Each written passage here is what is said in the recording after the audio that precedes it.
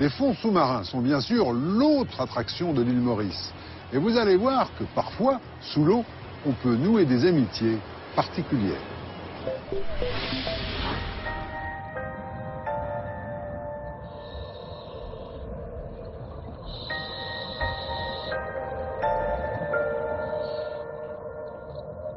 À 50 mètres sous la surface, un plongeur se fait brosser les dents par des crevettes nettoyeuses, sous l'œil inquisiteur d'une murène javanaise. Ce plongeur, c'est Hugues Vitry, mais ici, on l'appelle l'homme qui danse avec les murènes. Son monde est peuplé de monstres marins aux dents acérées, mais à ses côtés, les redoutables prédateurs se transforment en amis, en complices avec lesquels il joue, sans craindre la morsure.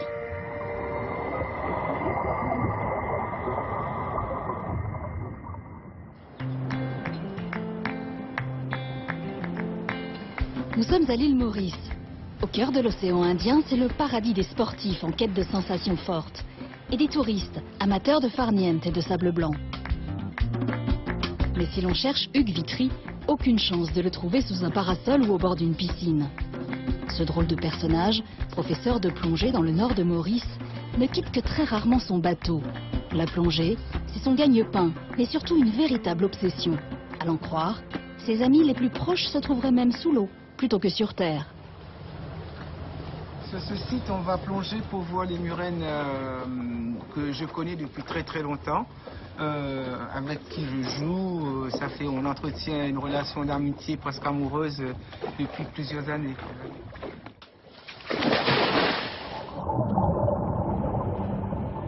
Une fois dans l'eau, Hugues rejoint le lieu de son rendez-vous, à 23 mètres de profondeur. Les murènes, auxquelles il vient rendre visite, les voici. Deux imposantes murènes javanaises de plus d'1,80 m, du museau jusqu'au bout de la queue. Telle une hydre à deux têtes, les créatures, gueules béantes, montent la garde sur le seuil de leur antre.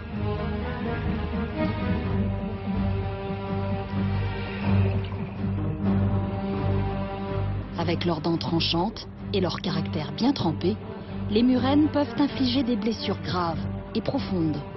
De quoi faire reculer n'importe quel plongeur, mais pas Hugues.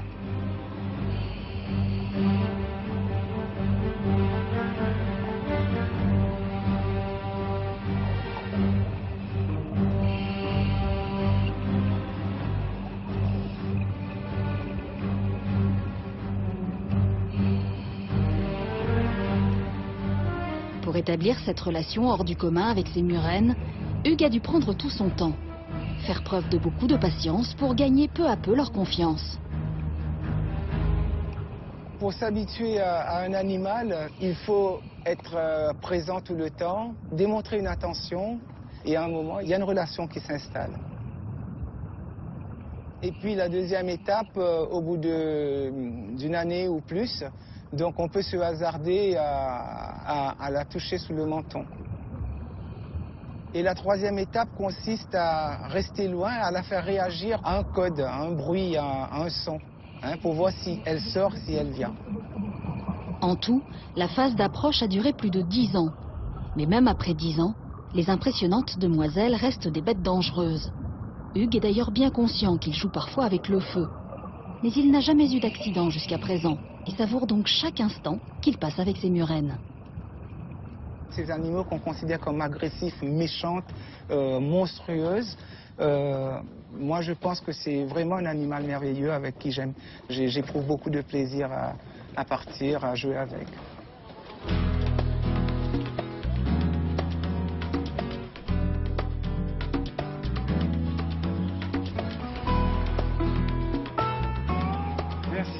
Pour Hugues, plonger avec les murènes est en fait comme une seconde nature. Une véritable passion qui remonte à sa plus tendre enfance, quand avec son masque et son tuba, il sillonnait le lagon en quête d'aventure. L'histoire avec les murènes, ça a commencé vers l'âge de 9 ans. À 9 ans, on est gamin, on passe son temps à batifoler dans l'eau.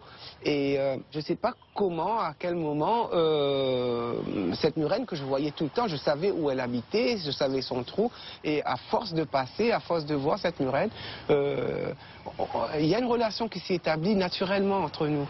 Donc, et à un moment, quand j'ai vu que la murène avait, elle, cette relation non agressive envers moi, donc à ce moment-là, c'est moi, enfant, qui suis allé au-devant de la murène, alors que tout le monde me disait qu'il ne fallait pas le faire, mais tous les enfants sont un peu désobéissants. Aujourd'hui, à 55 ans, Hugues est resté un enfant désobéissant. Pour lui, le risque a toujours fait partie du jeu. Et plus les poissons ont une mauvaise réputation, plus il s'y intéresse.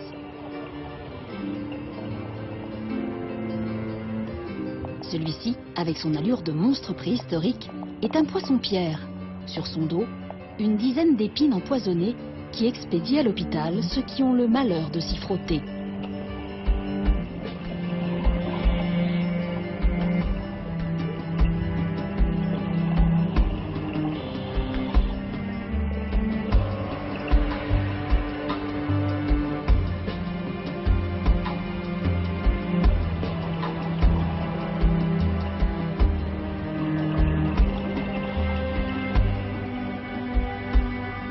Les longues heures passées dans l'eau ont aussi amené Hugues à tisser des liens avec d'autres poissons presque autant redoutés des plongeurs, les balistes titans. Ces poissons, à la robe multicolore, sont dotés de crocs puissants pour manger le corail.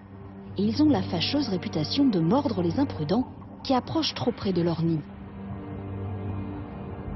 Le baliste réagit au bruit que je fais pour la murène. Donc quand j'appelle la murène, il sait que je suis là, donc il va venir.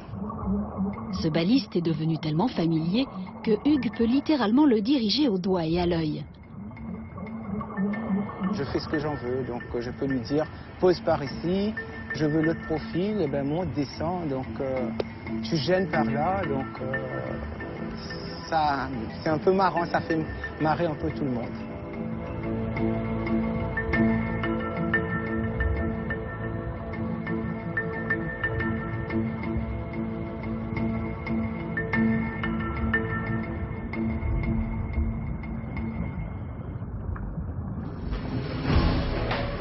Dans son centre de plongée, Hugues s'attelle quotidiennement à sensibiliser le public sur la fragilité de ce monde sous-marin qu'il aime tant et à communiquer sur ces poissons à la si mauvaise réputation. Quant à ces murènes, il continue de leur rendre visite dès qu'il a un instant de libre. Et parmi les 5 avec lesquels il a su tisser des liens uniques, il en est une qu'il affectionne tout particulièrement. Mais sur cette plongée, on va aller rendre visite à une très vieille amie que je connais depuis 1987, au moment où je me suis implanté ici pour fonder le club. Donc c'est une murène javanaise avec laquelle je me suis habitué et qui s'est aussi habituée avec moi. Donc on a quand même une relation très complice en fait.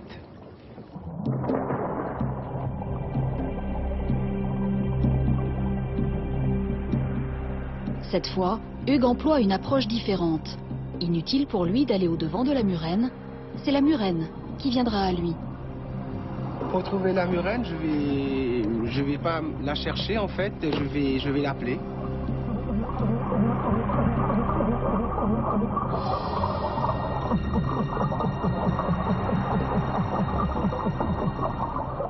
Si elle est assez éloignée, il lui faut du temps pour arriver, il faut du temps pour se décider aussi, pour être sûr que c'est bien elle qu'on appelle. Et après, elle va arriver, donc elle va arriver en pleine eau et elle va se jeter directement sur moi.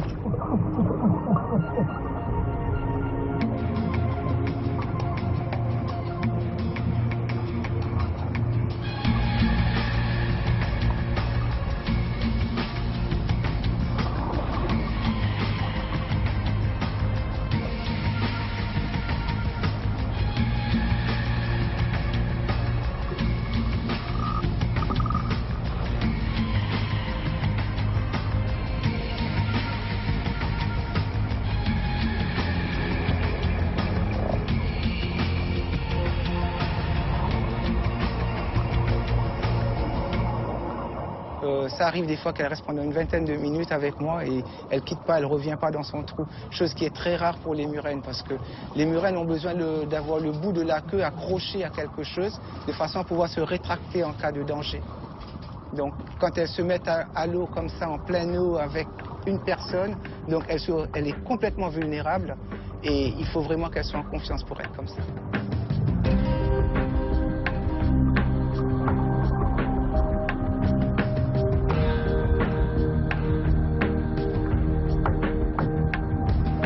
Quand j'ai la murène entre les bras, c'est un moment de bonheur. Hein. Donc, c'est peut-être difficile à croire, mais quand je la prends dans les bras, que je la serre un petit peu, mais pas trop, à ce moment-là, je sais qu'elle va se mettre à frissonner un petit peu. Hein, c'est un peu comme un léger ronronnement qu'on ressent quand on la touche, quand on a la main le long du corps. Donc là, on sait que la murène, elle est heureuse. On la voit aussi à sa façon de faire. Prouver que les poissons dits dangereux ne sont pas nécessairement les monstres que l'on imagine. Démontrer au quotidien que si nous les respectons, ces animaux nous respectent en retour. Voilà les messages que Hugues tente sans relâche de transmettre au plus grand nombre. Des fois, tu es là et tu as des poissons qui t'entourent, qui te tournent autour et tu as le cœur qui se gonfle tout d'un coup et qui explose et tu as des larmes qui coulent. Moi, j'ai pas peur de dire que je pleure. Ça m'arrive de pleurer sous l'eau de bonheur. Un jour, il l'espère, il parviendra enfin à faire tomber les clichés sur ces poissons méconnus et mal considérés.